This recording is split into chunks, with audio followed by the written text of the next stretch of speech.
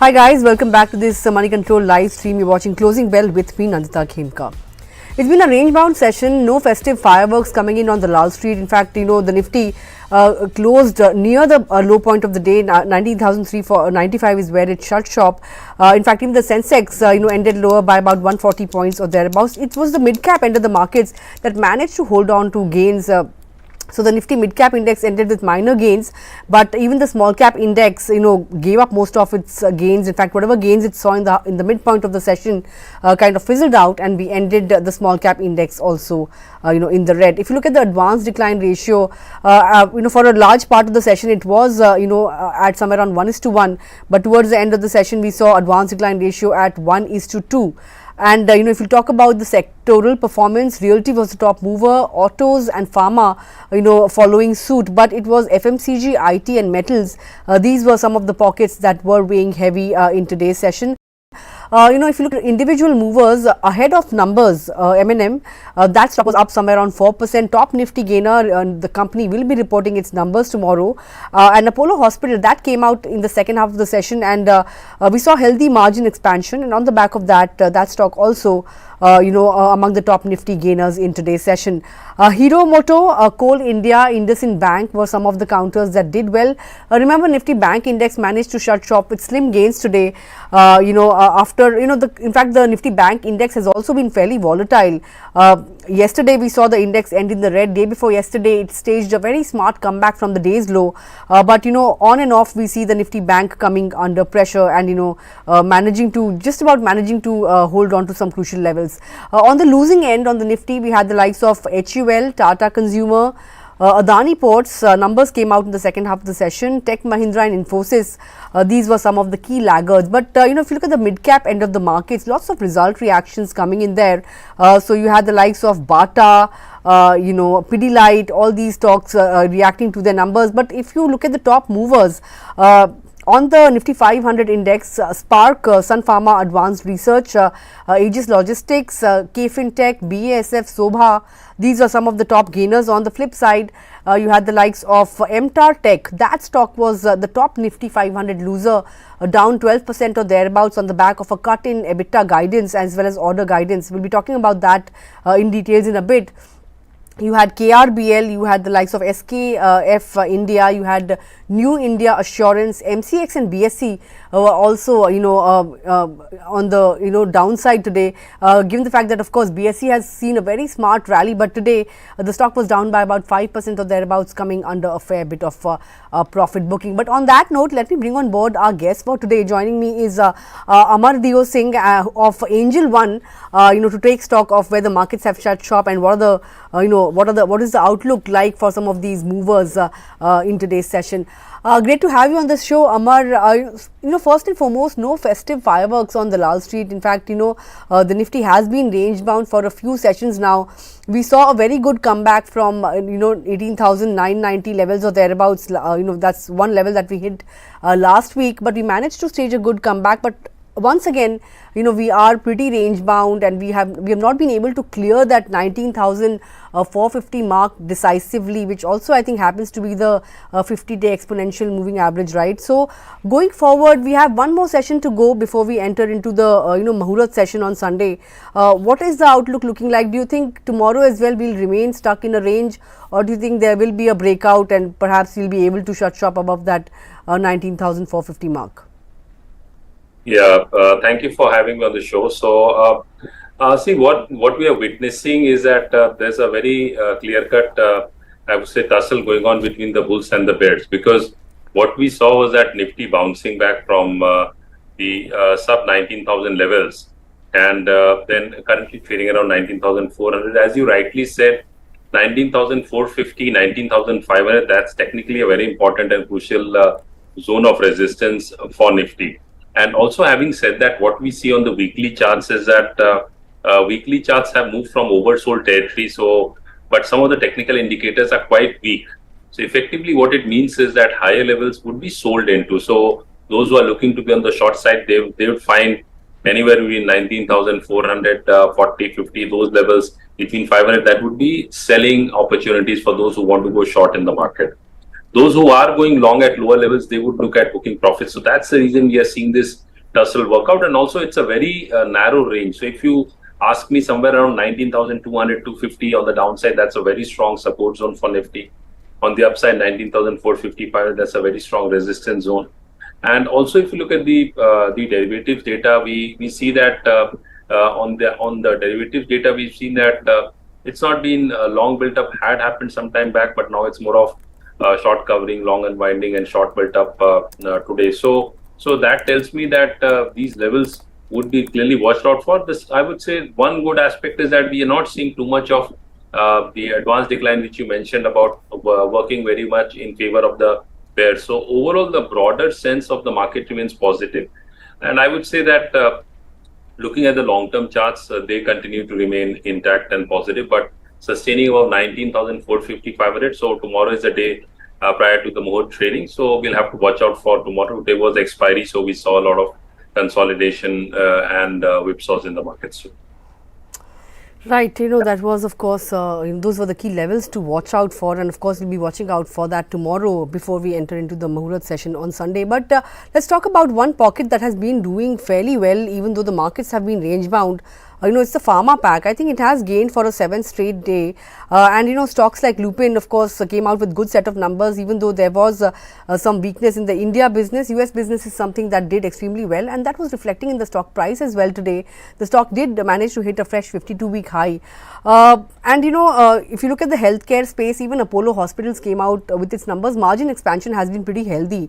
Going forward from the pharma pack, do you think Lupin is one stock that could continue to remain on the investors' buy list, or do you think there are larger plays like Cipla, Dr. Reddy's that warrant a look at the current juncture post earnings? Looking at Lupin, what Lupin has been doing over the past, I would say, many weeks now, consecutively, it has been witnessing a significant rally, because from almost 600 levels, the stock has doubled, currently trading around 1200 levels. So in April, it was around 600 levels. What we see technically on the charts, on the long-term charts, is that somewhere on the upside, because if we go back in time, so we see that in June of 2021, the stock Lupin had made a high of 1267. And as recently as this month itself, the stock has made a high of 1238. So what it tells me is that 1250, 1270 zone, that's going to act as a very strong resistance zone. But on the long-term charts, the stock has got very strong bullish momentum. So that effectively means, even I'm talking about the quarterly charts. So there's a complete change in the structure of Lupin on the long-term charts. So effectively, it means is that any pullback definitely should be used as a buying opportunity. Once the stock consolidates and starts trading over the 1250, 1270 zone, then the stock is definitely headed higher towards 1500 levels. And the stock, if we go back in time, so at a point of time, the stock also traded around the 2021 head mark. So there's a lot of upside in the stock once the stock sustains over the 1250, 1270 zone. So any dips on correction should be used as a buying opportunity. All right, scope for more upside on Lupin and buy on dips. That's a strategy that Aamar is recommending for Lupin. But let's talk about an Ashok Leyland. Aamar reported its numbers in the second half. In fact, the shares took a sharp plunge post its numbers, even though it saw a very good jump in profit, a multifold jump in profit. We saw the shares come off, from the day's high. In fact, it ended somewhere around 170 or thereabouts. Over the last 1 month or thereabouts, the stock has not been doing all that well. Do you see, or do you expect the stock to head towards level of 150 going forward, or do you think it is going to attempt to make a comeback anytime soon? The stock is strong on the long-term charts. There's no doubt about it. What we saw is that a sort of profit booking from almost 190 levels to currently around 170 odd levels. So I think this can be a good opportunity to enter the stock, because if you look at the stock on the downside, somewhere around 160, 165, that's a very strong support zone. And recently we saw the stock come down to almost 160, 465 levels on the 1st of November. So this could be the level where the stock, so 160, 165 is a level where I would say that the stock definitely has a strong support. Yeah, if it starts sustaining trading below the 160 mark, then there could be some concern that the stock could trade further lower. But because the long-term charts continue to remain positive, medium-term charts, that's the weekly charts, clearly shows that this is a level to enter because it's in oversold territory and around close to support levels. All right. Of course, Ashok Leyland actually looking good on the long-term charts now. Talking about Sobha from the Realty pack, do you think there's a trade here given the fact that the stock was up 5%? Numbers have been also pretty good when it comes to the stock, and it has done fairly well on a YTD basis. The stock has gained somewhere around 40% or thereabouts.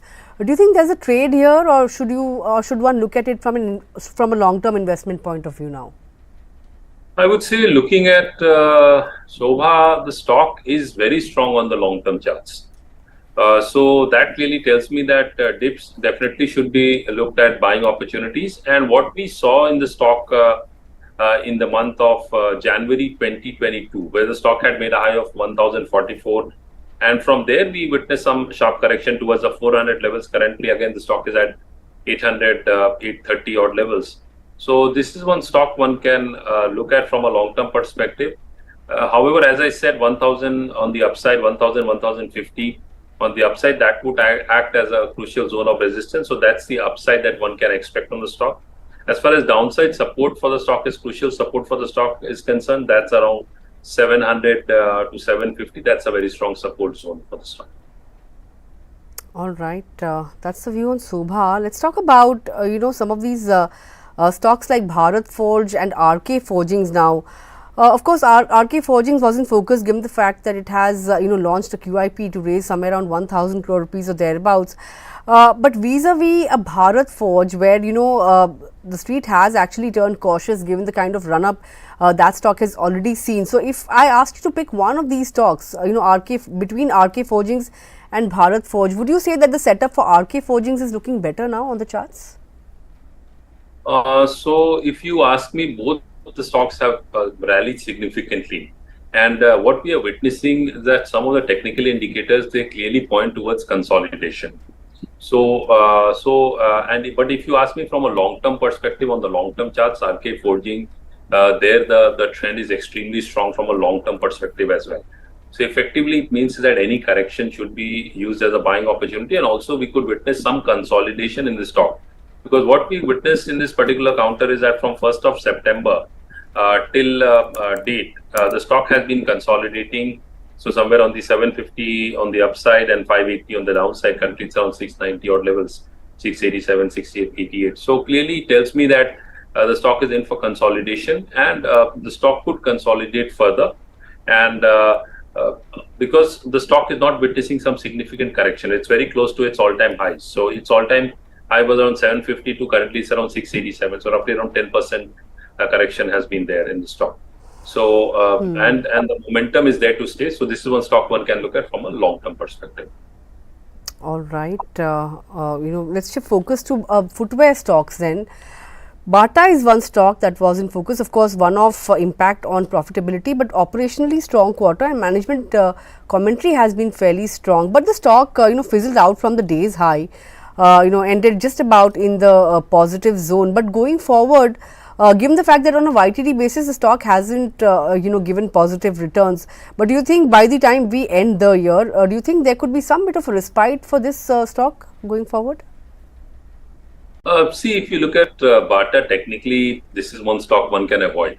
Because from a long-term perspective, on the long-term charts also, there's been a clear display, and that's been there for more than a year, that the stock isn't going anywhere, it's in for consolidation. So it's good from a range play perspective, but I don't see any trend materializing in this particular stock in the near short term.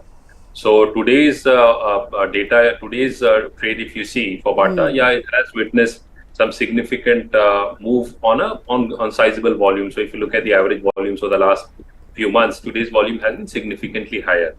But the stock needs to sustain over the 1600, 1650 zone for any trend change sign, which the stock is not displaying. So higher levels are being sold into, because overall, if you ask me, the long-term trend, I won't say that it's very negative, but it's not positive.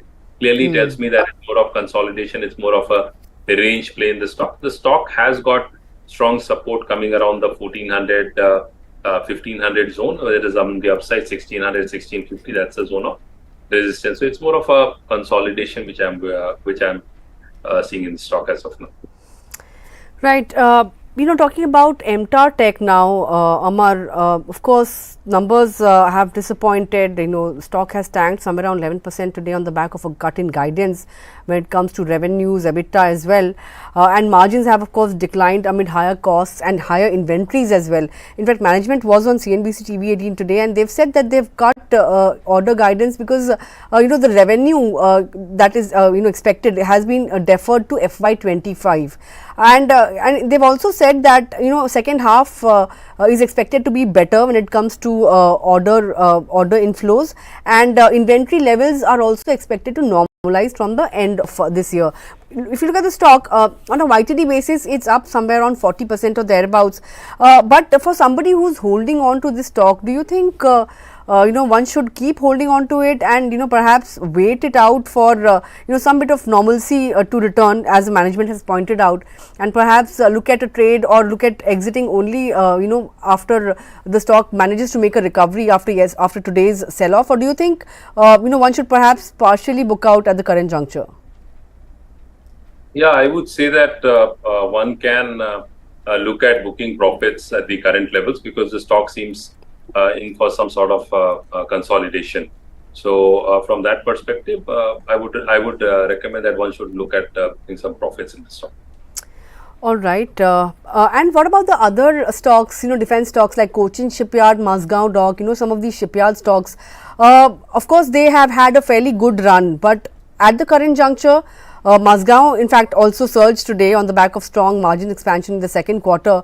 But do you think it's time to ride the rally for some people who want to actually get into some of these stocks?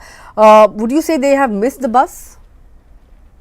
No, I won't say that. These stocks are very strong from a long-term perspective.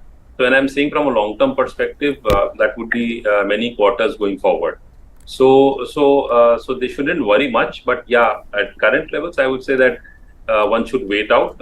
On decent corrections, the stock is a very good buy because the structure of this Cochin Shipyard, first I'll talk about it. The structure is extremely strong from a long-term perspective, and this structure is not going to change over the next few quarters for sure. So currently it's around 1,037 odd levels. The stock did correct; it had gone up to almost 1,250, and then it had corrected to 870. So currently it's around 1,000. So any correction in the stock can be used as a buying opportunity. Ideally, if you ask me what are the levels to enter, anywhere between I would say 800, 900, that can be a very good level to enter the stock. The second stock which you mentioned, Mazgaon Dock, again, it has got a similar structure. These are stocks, if anyone is long, they should definitely hold on to these stocks because the structure is very strong from a long-term perspective. So it will keep on delivering. And as far as on the entry positions, I would say entry levels would be very good levels, would be somewhere around the 1680, 1700 levels. Those could be very good levels for entry in this particular stock. Right, some of these power companies, Amar, PFC, REC, these are all perched around their 52-week highs now. Any levels that you are spotting on the charts where one can perhaps make an entry? So, just come again, which companies we PFC talked about? and REC. Okay. PFC. Yeah. So, if I look at PFC, again, PFC is one stock. Sometimes you see such moves where there is no, I would say, downtrend. The stock did consolidate, but again, it's trading at record highs. So these are stocks at these levels entry, because ultimately what happens is that how do you manage your risk versus reward at these levels? So that's a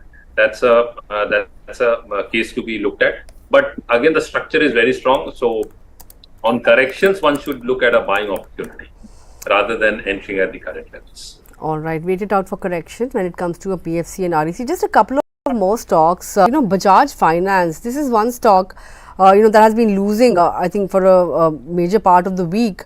Third or fourth straight day of losses coming in for this stock, somewhere around 7,390 at the current juncture. How would you advise investors to play this stock, given the fact that recently we had a lot of these brokerages upgrading the stock and perhaps having target prices above the 10,000 mark as well in some cases.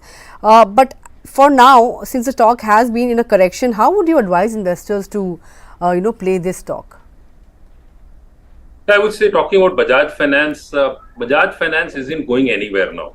At least that's what's very clearly visible on the long-term charts.